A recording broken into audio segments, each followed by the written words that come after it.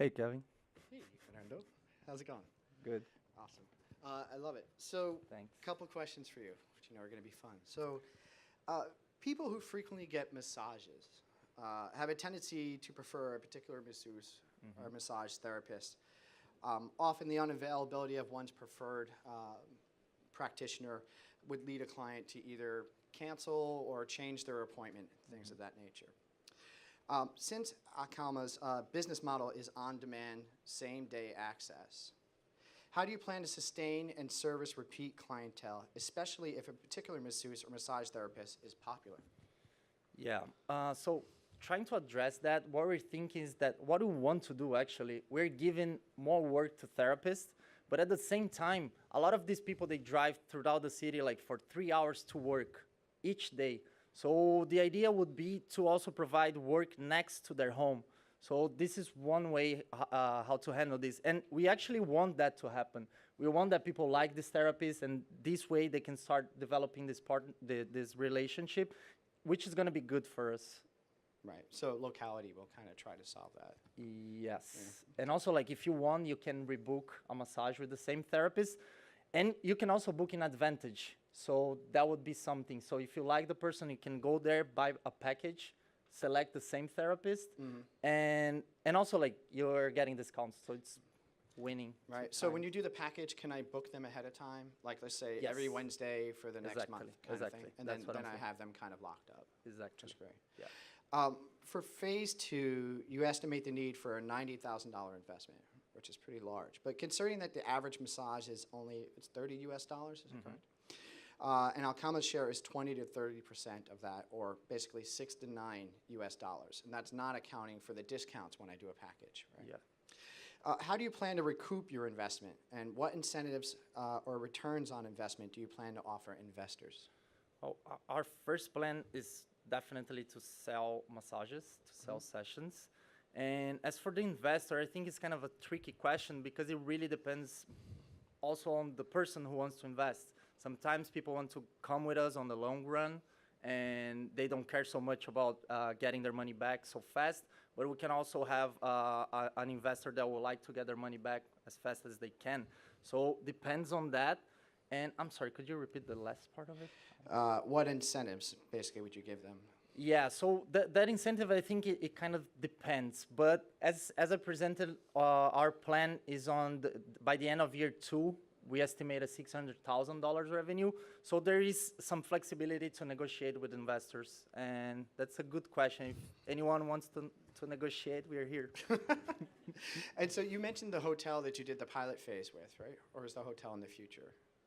It's in the future. In the future. Yeah, the pilot phase was something very simple that we are doing in São Paulo. Okay. Basically. And so with the hotel and that, you would probably then negotiate how they would get some return. Yeah, I think it's an interesting question because there is a lot of potential on B2B partnerships. Right. So we providing therapies for other companies is also very interesting, and we are seeing that from the people we're talking to. I think you're talking about the condos? Yes, the condos. Yeah, sorry. so yes. for example, that one, they have like 1,000 condos across Brazil, and this for us is already a very good gameplay that we can learn a lot.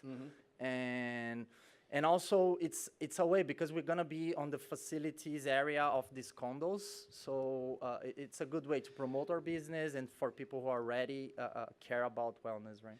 Right, and having massages on the grounds of the hotel or the condos is something that is prevalent in Brazil, isn't it? I had sort of looked up kind of massages in Brazil and things like that, and it seemed that like hotels do partner a lot with masseuses or have their own masseuses on staff. A lot of people love to relax in Brazil. Let's put it this way. In phase 2, you plan to have 200 therapists in 5 cities. Yeah. Right? In phase 3, 400 therapists in 9 cities. With any in-home service, especially massage, safety, credentials, and professionalism is a major concern. How have you considered that Alchemy may be legally liable for any crimes committed by employees or any problems you might have? Yeah, this is a very important question. Mainly because like what we are offering our clients is the best massage therapy at the best price they can get. So there are 2 ways we can handle that. One of the ways is, I already said, is the ranking system. So if a therapist or even a customer's, let's say, bring problems or do it more than twice, they're probably going to be out of account depending on what it is. But at the same time, on phase 2, what we're planning, and we've been talking to lawyers about it, is to have an insurance. So this is something that is not uncommon. We will have an insurance for the therapist for accidents. So let's say you hurt your back after the massage, and also an insurance for all kinds of other liabilities, which is around $20,000. And who do you see as your main competition for your venture?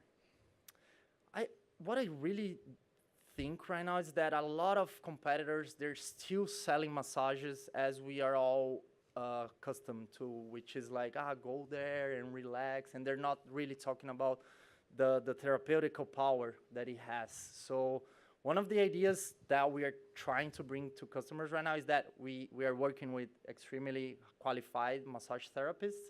So that's the way we plan to differentiate ourselves, basically. Yeah. And I don't know if this may go back to the previous question, you may have answered this, but you're going to be spread across 9 cities, right? Which is pretty far, and Brazil's fairly big. Yeah. So what kind of safeguards would you be able to implement to assure or protect your clientele? Yeah, so there is the ranking, there are also the insurance, but at the same time, like, talking to these guys, talking to these people, they are not anyone that you can find on the street. You know, these people have been studying massages. They are really into it. At the same time, we want to bring people who want to learn more. We have a educational grant that we plan to give them, especially for the top performers. So I believe in the people that we are hiring, and we are being very rigorous. For example, in our pilot phase, we received more than 300 resumes, but the selected therapists were only 33. So it's kind of 10%. So we're really paying attention to that. So it's a pretty stringent process. Yes. Yeah. And what do you consider your biggest risk? I think our biggest risk is something that we are trying to address, because at the same time, it's something that it happens in this market. So our own therapists could steal clients from us. But what we're trying to make is to make more interesting for them to stay with us. So as long as they deliver more massages, they get more commissions, they get more educational grants. So we're trying to see that. But at the same time, there's some questions that we want to learn more. That's why what I'm asking here is the money for us to build our web application. And that will give us the flexibility we want to test different assumptions, to see how a lot of these problems also that you're mentioning it's going to happen, or is people, how they're going to behave, basically. Great. All right. Thank you very much. Thank you. Thank you.